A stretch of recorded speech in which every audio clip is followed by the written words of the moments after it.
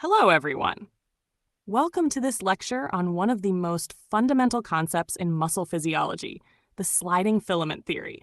This theory explains how skeletal muscles contract, allowing us to move, lift, and perform various activities. Before we dive into the mechanics of muscle contraction, let's first familiarize ourselves with some important terms related to muscle structure.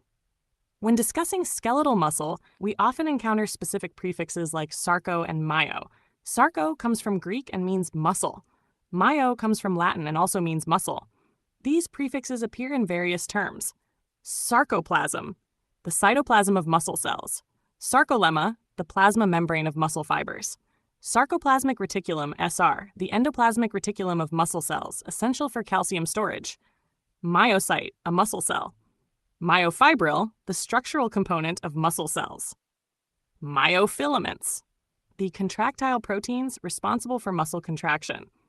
Now that we understand these key terms, let's move on to the structure of skeletal muscle. A skeletal muscle is made up of multiple muscle fibers bundled together into fascicles. Each muscle fiber is a single elongated cell that contains multiple nuclei. Inside each fiber, we find myofibrils, which give muscle cells their characteristic striated appearance. But the key players in muscle contraction are the myofilaments, specifically two types. Actin, thin filament, a protein filament that forms the scaffold for contraction. Myosin, thick filament, a motor protein with protruding heads that interact with actin to generate force. Now let's zoom in even further to examine the functional unit of contraction, the sarcomere. A sarcomere is the smallest unit of muscle contraction. It extends from one Z disc to another Z disc and contains overlapping thick and thin filaments. Key components include A-band, the dark region where thick and thin filaments overlap. I-band, the light region containing only thin filaments.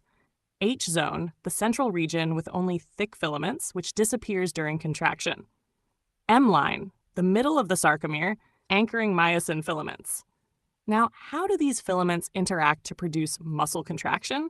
Let's explore the sliding filament theory. The sliding filament theory explains how muscles contract at the molecular level. The fundamental idea is that actin and myosin filaments slide past each other, shortening the sarcomere and ultimately the entire muscle fiber. This process is driven by cross-bridge cycling, which involves four main steps. Cross-bridge formation. The myosin heads attach to binding sites on actin. Power stroke. Myosin heads pull the actin filaments toward the center of the sarcomere, shortening it. Detachment. ATP binds to myosin, causing it to detach from actin. Reactivation. ATP is hydrolyzed, recocking the myosin head for another cycle. This cycle repeats rapidly, leading to muscle contraction.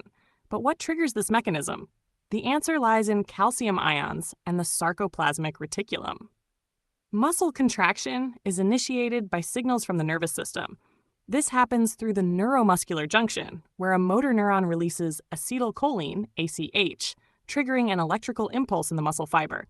This impulse travels down T-tubules, stimulating the sarcoplasmic reticulum, SR, to release calcium ions. Calcium binds to troponin, causing a conformational change in tropomyosin, which exposes the active sites on actin.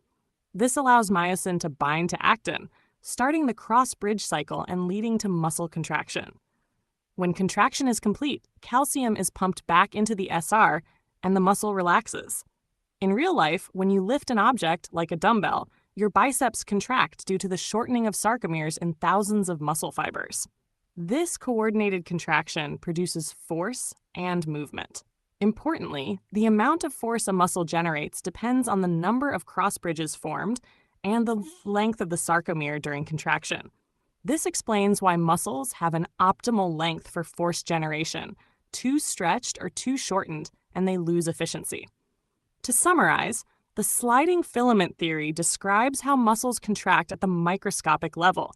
Myosin and actin filaments slide past each other, shortening the sarcomere. Cross-bridge cycling between myosin heads and actin filaments drives contraction. Calcium ions and ATP play essential roles in regulating contraction and relaxation. Nerve impulses trigger muscle contraction through the release of acetylcholine. Thank you for watching this lecture on the sliding filament theory. If you found this helpful, make sure to subscribe for more educational content. See you in the next lecture.